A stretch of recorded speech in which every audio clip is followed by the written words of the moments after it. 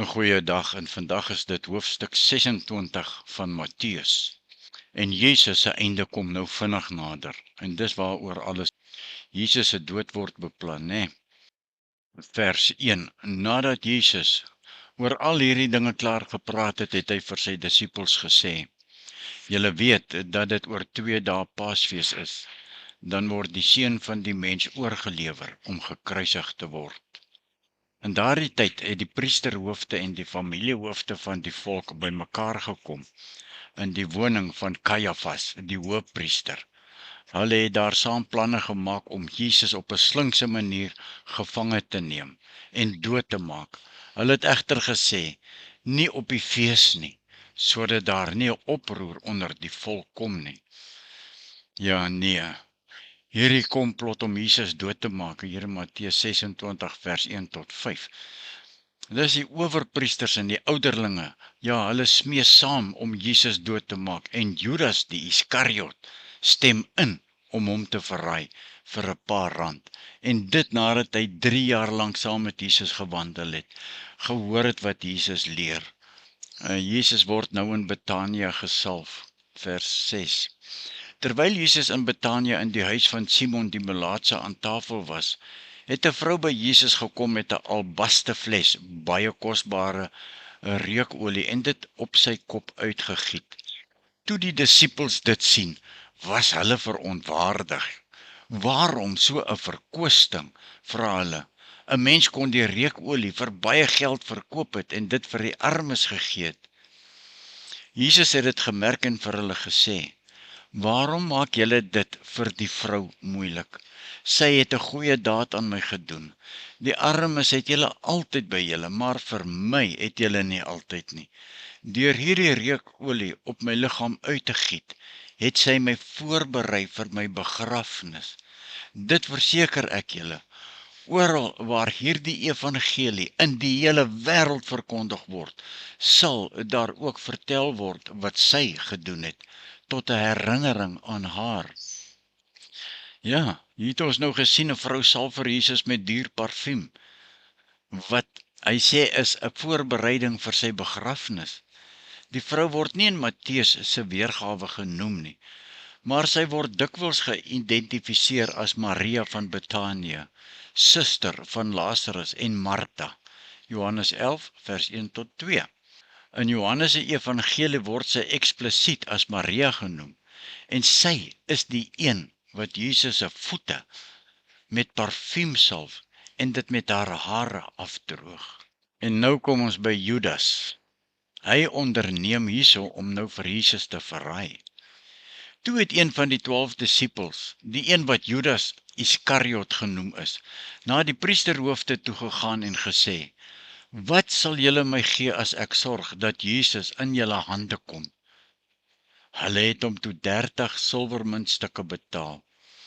En van toe af was hy op die uitkyk na 'n geskikte geleentheid om Jesus te verraai. Ja, Judas vra die Fariseërs: Wat sal julle my betaal as ek Jesus verraai en hom in julle hande oorgee? En vanaf vers 17 word die Paasmaaltyd voorberei. Vers 17, op die eerste dag van die fees van die ongesuurde brood kom die disippels na Jesus toe en vra: Waar wil u hê moet ons gaan regmaak vir u om die Paasmaaltyd te eet? Jesus het geantwoord: Gaan in die stad na so en so toe en sê vir hom: Ons leermeester sê, my tyd is naby. In jou huis wil ek saam met my disippels die Paasmaaltyd hou. Die disippels het gemaak soos Jesus aan hulle opgedraai het en die Paasmaaltyd voorberei. Ja, en nou wys Jesus sy verraaier aan, vers 20, toe dit aand geword het Jesus sy plek aan die tafel ingeneem saam met die 12. Terwyl hulle eet, sê hy: Dit verseker ek julle, een van julle sal my verraai. Hulle was baie onhuts en een na die ander het hom begin vra: Dit is tog nie ek nie, Here? En hy antwoord toe: Die een wat saam met my sy brood in die skottel insteek, dit is hy wat my sal verraai. Die seun van die mens gaan inderdaad sterwe soos daaroor hom geskrywe staan. Maar wee die man deur wie die seun van die mens verraai word. Dit sou vir daardie man beter gewees het as hy nooit gebore was nie. Toe sê Judas, sy verraaier, is dit miskien ek, Rabbi? En Jesus antwoord, dit is soos jy sê. Ja, die laaste avondmaal, nee. Jesus stel die nagmaal in, wat sy liggaam en bloed simboliseer. En Jesus voorspel sy verraad, en Jesus het gesê, dit sou vir daardie man beter gewees het, wat my gaan verraai, as hy nooit gebore was nie. En nou die instelling van die nagmaal, vers 26, en terwyl hulle eet, het Jesus brood geneem en die seën gevra. Daarna het hy dit gebreek en vir sy disippels gegee met die woorde, neem, eet, dit is my liggaam. Toe neem hy 'n beker, en nadat hy die dankgebed uitgespreek het, gee hy dit vir hulle en sê, drink almal daaruit, want dit is my bloed, die bloed waardeur die verbond beseël word, en wat vir baie vergiet word tot vergewing van sondes. Ek sê vir julle, van nou af sal ek nie weer van hierdie wyn drink nie, tot op die dag wanneer ek saam met julle die nuwe wyn in die koninkryk van my Vader sal drink. En nadat hulle die lofsang gesing het, het hulle uitgegaan Olyfberg toe. Ja, en dan lees ons daarvan ou Petrus, dat hy Jesus sal verloon. Vers 31, toe sê Jesus vir hulle, julle almal sal my vannag nog in die steek laat. Almal. Daar staan immers geskrywe, ek sal die herder doodmaak, en die skape van sy kudde sal uitmekaar gejaag word. Maar nadat ek uit die dood opgewek is, sal ek julle vooruitgaan na Galilea toe. Daarop het Petrus vir hom gesê, al sal hulle u ook almal in die steek laat, ek sal u nooit in die steek laat nie. Toe sê Jesus vir hom, Petrus, dit verseker ek jou, vannag nog, voordat die haan kraai, sal jy my 3 maal verloon. Petrus sê vir hom, al moet ek saam met u sterwe, ek sal u beslis nie verloon nie. Al die ander disippels het ook so gesê. Ja, hierdie gebeure merk die begin van die einde van Jesus se aardse bediening, en dit baan die weg vir sy kruisiging en sy opstanding. En dan lees ons van Jesus in Getsemane. Vers 36, daarna kom Jesus met sy disippels by 'n plek met die naam Getsemane. En hy sê vir hulle, sit hier terwyl ek daar gaan bid. Hy het vir Petrus en die 2 seuns van Zebedeus saamgeneem. Toe het hy bedroef en beangs geword, en hy het vir hulle gesê, ek voel doodbenoud. Bly hier en waak saam met my. Hy het 'n entjie verder gegaan en daar gekniel met die gesig teen die grond en gebid. My Vader, as dit moontlik is, laat hierdie lydensbeker by my verbygaan. Moet nogtans nie doen soos ek wil nie, maar soos u wil. Daarna kom hy na die disippels terug en hy kry hulle aan die slaap. Hy sê toe vir Petrus, kon julle nie eens 1 uur lank saam met my waak nie? Waak en bid, sodat julle nie in versoeking kom nie. Die gees is gewillig, maar die vlees is swak. 'n tweede keer het hy gaan bid en gesê, my Vader, as hierdie lydensbeker nie by my kan verbygaan, sonder dat ek dit drink nie, laat u wil geskied. Toe hy terugkom, kry hy hulle weer aan die slaap, want van die vaak kon hulle nie hulle oë oophou nie. Hy het hulle weer alleen laat bly en 'n 3de keer gaan bid, en dieselfde woorde gesê. Toe kom hy na die disippels toe terug en sê vir hulle, slaap en rus julle nog. Die uur het gekom, die seun van die mens word in die hande van sondaars oorgegee. Staan op, kom ons loop. Kyk, die man wat my verraai is hier naby. Jesus het dit geweet, Jesus se gebed in Getsemane, hy bid dat die lydensbeker verbygaan, maar hy onderwerp hom aan God se wil. En toe word Jesus gevange geneem vanaf vers 47. Vers 47, op daardie oomblik terwyl Jesus nog praat, kom Judas, een van die 12 daaraan. En saam met hom was 'n groot klomp mense met swaarde en stokke. Hulle is deur die priesterhoofde en die familiehoofde van die volk gestuur. Die verraaier het met die manne 'n teken afgespreek. Hy het gesê, die een wat ek soen, dit is hy. gryp hom. En hy het reguit na Jesus toe gegaan en gesê, Goeiemôre, Rabbi, en hom gesoen, die skynheiligheid. Maar Jesus sê vir hom, vriend, doen wat jy gekom het om te doen. Toe kom hulle vorentoe, gryp vir Jesus en neem hom gevange. Een van die wat saam met Jesus was, gryp toe 'n swaard en hy trek dit uit. Dis Petrus gewees. Hy slaan na die slaaf met die hoofpriester en kap sy oor af. Toe sê Jesus vir hom, sit terug jou swaard in sy plek, want almal wat na die swaard gryp, sal deur die swaard omkom. Of dink jy, ek kan nie my Vader om hulp vra nie, en hy sal dadelik vir my meer as 12 legioene engele beskikbaar stel. Maar hoe sal die skrif dan vervul word, wat sê, hoe die dinge moet gebeur? Het was toe dat Jesus vir die klomp mense gesê het, was dit vir julle nodig om met swaarde en stokke uit te gaan om my te vang asof ek 'n rower is? Dag vir dag het ek in die tempel gesit en die mense geleer, en julle het my nie gevange geneem nie. Maar dit alles het gebeur, sodat die geskrifte van die profete vervul kan word. Toe het al sy disippels hom in die steek gelaat en weggehardloop. Ja, Jesus se arrestasie en sy verhoor volg, nee. Jesus word deur Judas verraai, gearresteer en voor die hoofpriester verhoor, waar hy beweer dat hy die seun van God is. En dan lees ons vanaf vers 57 dat Jesus verskyn voor die Joodse raad.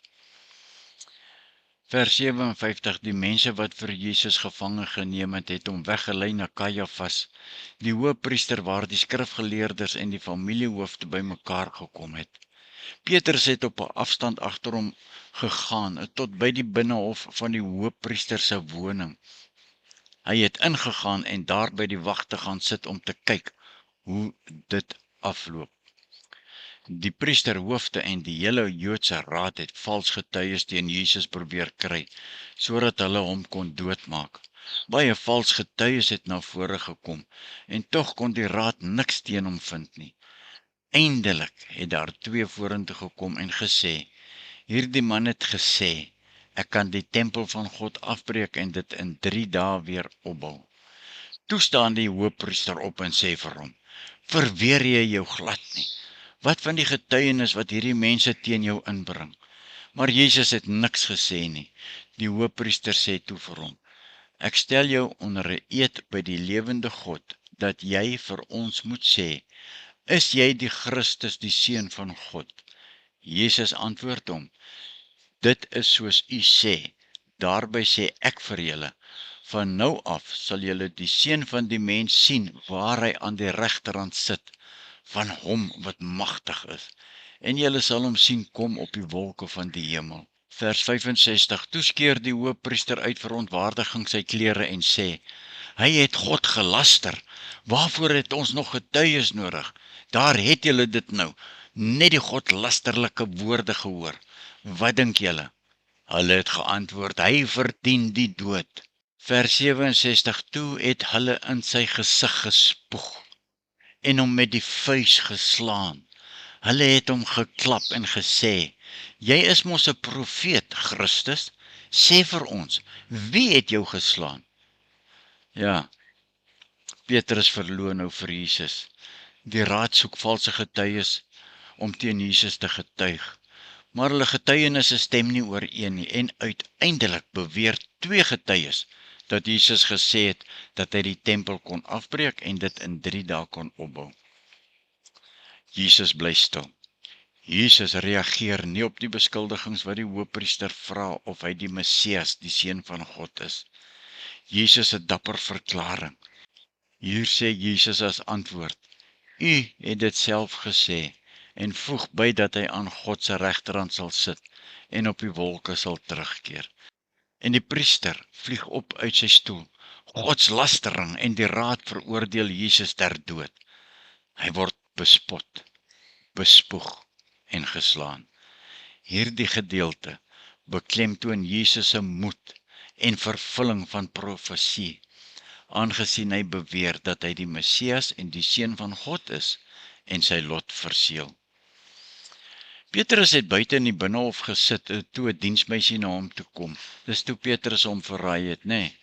Jy was ook saam met Christus, die Galileër. Maar hy het voor almal dit ontken. Ek weet nie waarvan jy praat nie. Hy gaan toe na die uitgang van die binnehof. En daar sien 'n ander diensmeisie hom en sê vir die wat daar staan, hierdie man was saam met Jesus van Nasaret. Weer het Petrus dit ontken en met 'n eed gesê, ek ken die man nie. 'n Rukkie later kom die manne wat daar staan na Petrus toe en sê, dit is waar, jy is ook een van hulle. 'n Mens kan dit aan jou spraak hoor.